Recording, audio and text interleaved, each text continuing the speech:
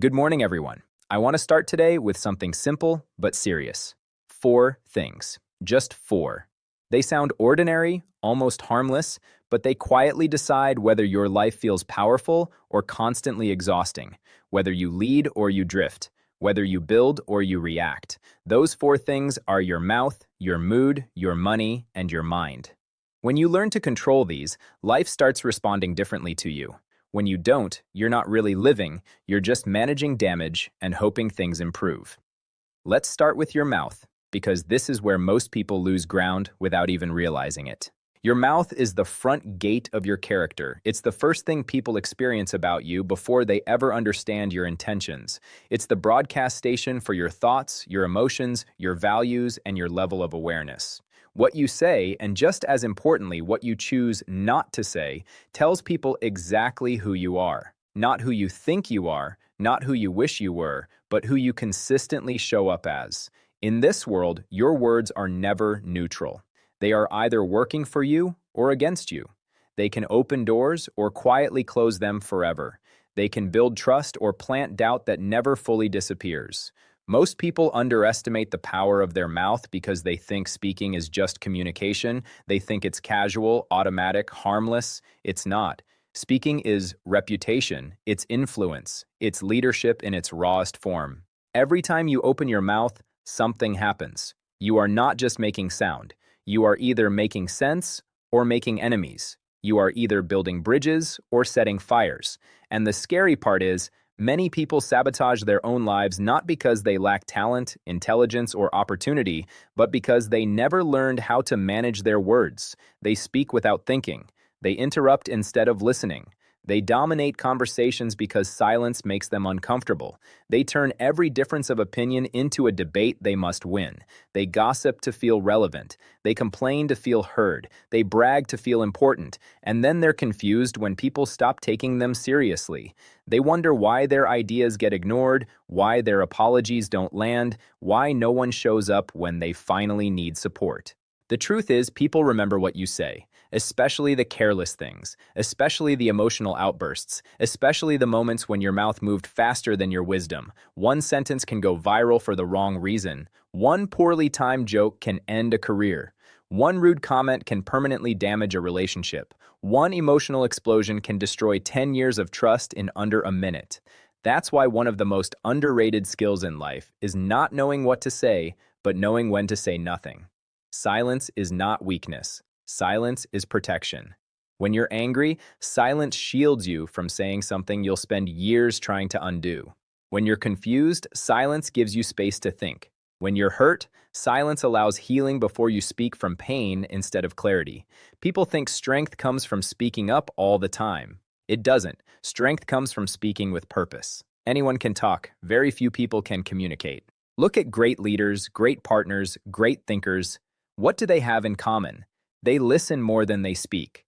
They ask thoughtful questions. They pause before responding.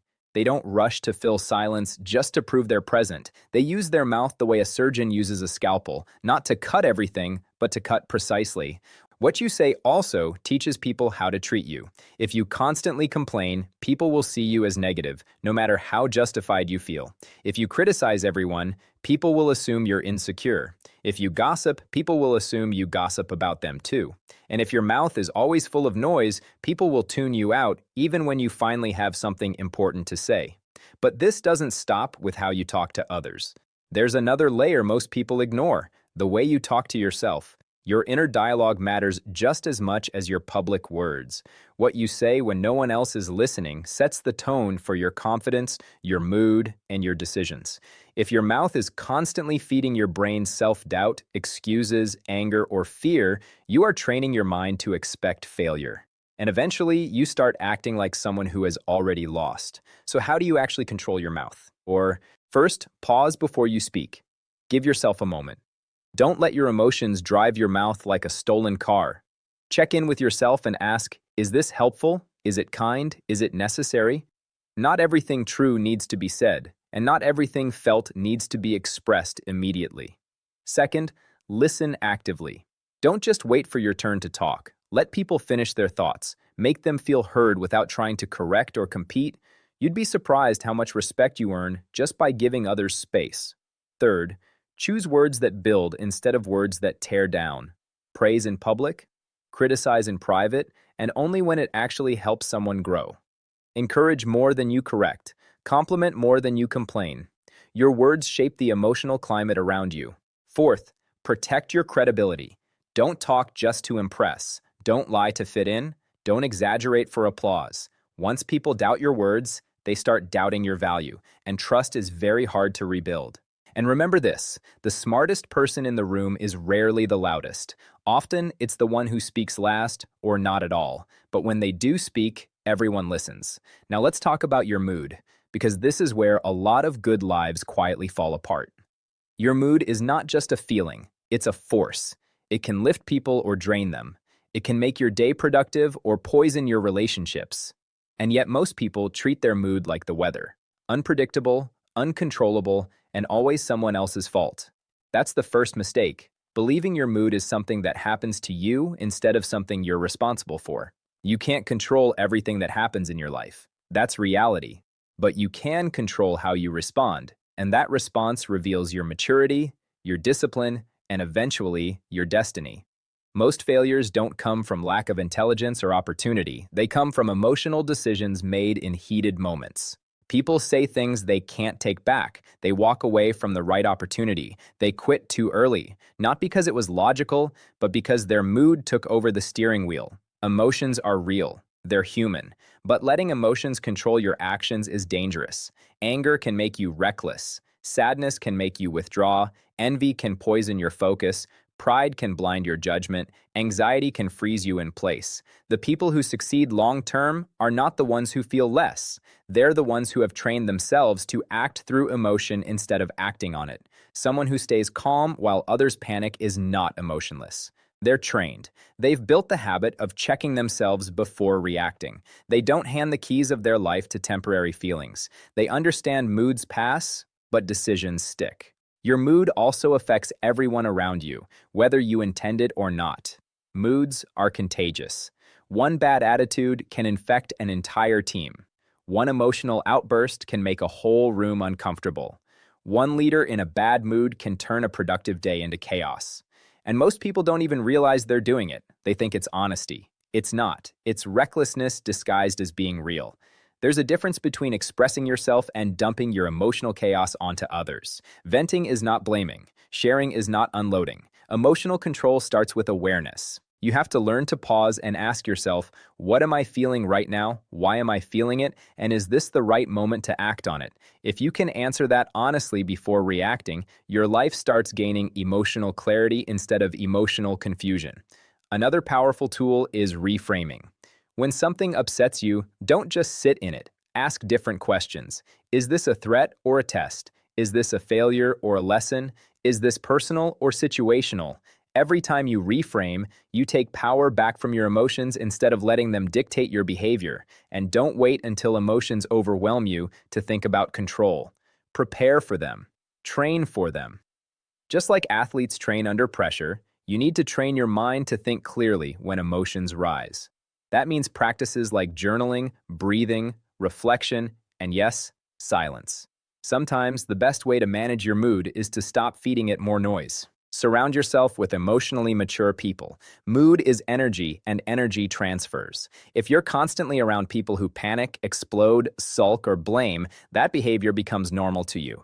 But if you're around grounded people, you start absorbing their steadiness. And remember this, people may forget what you said or what you did, but they will not forget how you made them feel. And that usually comes down to how well you managed your own emotions in the moment. Now let's talk about money, because this is where comfort often replaces clarity. Money is not just currency, it's a mirror. It reflects your habits, your discipline, your patience, and your long-term thinking. People love to say money isn't everything, and that's true, but money touches almost everything. Your choices, your lifestyle, your freedom, your stress levels, your relationships, all of it is affected by how you handle money. One of the biggest mistakes people make is thinking more money will fix their financial problems. It won't. If you can't manage a little, you won't manage a lot. If you're careless with a small amount, you'll be reckless with a larger one. The issue is rarely income. It's behavior. Wealth isn't just about how much you earn, it's about how much you keep and what you do with it. That's why people who suddenly come into money often lose it. Their income changed, but their mindset didn't. They kept spending emotionally, impulsively, and blindly. Money without control isn't a blessing, it's a trap. Controlling your money starts with awareness. If you don't know where your money goes each month, you're already losing it. Budgeting isn't boring, it's respect. Tracking your spending isn't punishment, it's strategy. People avoid looking at their finances because they don't want to face their habits. But ignoring money problems is the fastest way to stay stuck in them. Ask yourself honest questions. Are you spending out of habit or purpose? Are you trying to impress people or improve your life? Are you buying things that grow in value or things that lose value the moment you own them? Impulse spending is one of the most dangerous habits today. One click, one swipe, one emotional moment, and your plan is gone. Companies spend billions studying how to trigger you to spend without thinking. If you don't have a plan for your money, someone else does. Learn to delay gratification. That's where financial power begins. Wanting something doesn't mean needing it right now. If you can wait 24 hours before buying, you avoid most unnecessary purchases. If you can wait a year before upgrading your lifestyle, your future gains instead of shrinking. Understand the difference between assets and liabilities. If something takes money out of your pocket regularly, it's a liability, no matter how impressive it looks. If something puts money back into your pocket, it's an asset, even if it looks boring. People with wealth buy assets. People without it buy liabilities and call it living well. Build systems. Automate your savings. Save first, spend later. Protect your emergency fund like your safety net depends on it, because it does. Avoid debt traps. Not all debt is evil, but most of it is expensive and limiting. High-interest loans, credit cards, buy now, pay later schemes quietly drain your future. There is dignity in saying not yet. Financial discipline is not about how much you have, it's about how wisely you manage what you have. Now let's talk about the mind, because this is where everything truly begins. Your mind is the command center of your life. Every action, every word, every decision starts as a thought. If your thinking is undisciplined, your results will be inconsistent. No one rises above the quality of their mindset. Most people never learn how to control their mind. They let it run wild. They believe every thought that enters their head. Fear, doubt, insecurity all get treated like truth. And then they wonder why they feel stuck, exhausted, and overwhelmed. Your mind is powerful, but it is programmable. It absorbs what you feed it. If you constantly consume negativity, gossip, fear-driven content, and self-criticism, don't be surprised when anxiety and procrastination show up. You are not your thoughts. You are the observer of them. When your mind tells you you're not good enough, that's not a fact. When it predicts failure, that's not prophecy. But if you don't challenge those thoughts, they turn into a story, and that story becomes your identity. Train yourself to interrupt negative thinking. Ask, is this fact or fear? Most of the time, it's fear pretending to be logic. An unchecked fear builds walls around your potential and calls it protection. Be intentional about what you expose your mind to. Protect it. Conversations, content, books, silence, all of it matters. Focus is another form of control.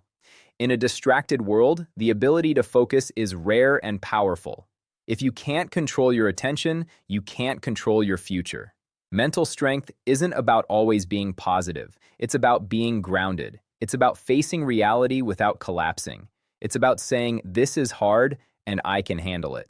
You also need space to think. Silence isn't empty. It's strategic. That's where clarity forms. If your mind is always reacting, it can't create. And if it can't create, it will only copy. Your mind is a compass. If it's cluttered, your direction is unclear. If it's calm, your purpose sharpens. Self-control ties all of this together. It's not about deprivation, it's about alignment. It's the gap between feeling and reacting. What you do in that gap shapes who you become. Without self-control, you're pulled by every urge, every distraction, every mood. Self-respect isn't a mystery. It's built decision by decision. The first brick is self-control. If you can't trust yourself, it's hard to respect yourself. Every broken promise to yourself chips away at that respect. Every time you choose short-term comfort over long-term purpose, you send a message about what matters. Self-control is saying no when it's hard, because your mission matters more than the moment. That's where integrity forms. Quiet discipline builds visible confidence. Everything around you is designed to test this. Attention, comfort, distraction. If you don't take control of your life, something else will, and one day you'll wonder how you drifted so far from who you meant to be. Self-control is freedom. It's the ability to respond instead of react. And when you stop giving in to everything that pulls at you, you start to feel something deeper than pride. You start to feel respect for yourself. When you control your mouth, you protect your relationships. When you control your mood, you protect your peace. When you control your money, you protect your future. When you control your mind, you protect everything. Mastery begins within, not with noise, not with applause, with self-leadership. Let's finish this the right way, because everything you just heard comes down to one core idea: direction. Control is not about domination. It's not about becoming rigid, cold, or robotic. Control is about direction. It's about choosing where your life is headed instead of letting impulses, moods, distractions, and pressure push you wherever they want. When you control your mouth, you choose direction in your relationships. You stop creating unnecessary damage. You stop saying things you later wish you could erase. You become someone whose words carry weight, not noise. People trust you because you don't speak recklessly. They listen because when you talk, it matters. When you control your mood, you choose direction in your decisions. You stop letting temporary emotions make permanent choices for you. You become steady. Calm doesn't mean weak. Calm means dangerous in the best way. It means you can think when others panic. You can pause when others explode. You can act with clarity while everyone else reacts. When you control your money, you choose direction in your future.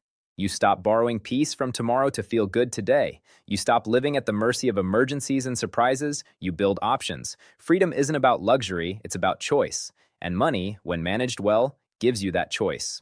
When you control your mind, you choose direction in everything. Because the mind is where fear starts, but it's also where courage is built. It's where doubt whispers, but it's also where discipline answers back. A trained mind doesn't eliminate problems. It handles them without falling apart. This is what self-leadership looks like. Not flashy, not loud, not dramatic, just consistent. Quiet strength, clear standards, follow through when no one is watching. Discipline is not punishment, it's alignment. It's living in a way that matches who you say you want to be. Every time you respond instead of react, every time you delay gratification, every time you choose purpose over impulse, you tighten the alignment between your values and your actions. The world will always try to pull you off center. Anger will test you, distraction will seduce you, debt will pressure you, doubt will whisper lies. That never stops. The question is whether you're rooted enough to stay steady. The greatest power is not found in controlling others. That's fragile power, temporary power. Real power is mastering yourself. Because people admire strength, but they trust control. A person who can control their words when angry, their habits when tempted, their schedule when distracted, their thinking when challenged, walks through life differently. Not louder, not flashier, just grounded, sharp, unshaken. You don't need more luck. You don't need more attention. You don't need more noise. You need more self-leadership.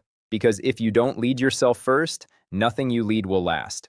Control is not about restriction. It's about direction. And direction is everything.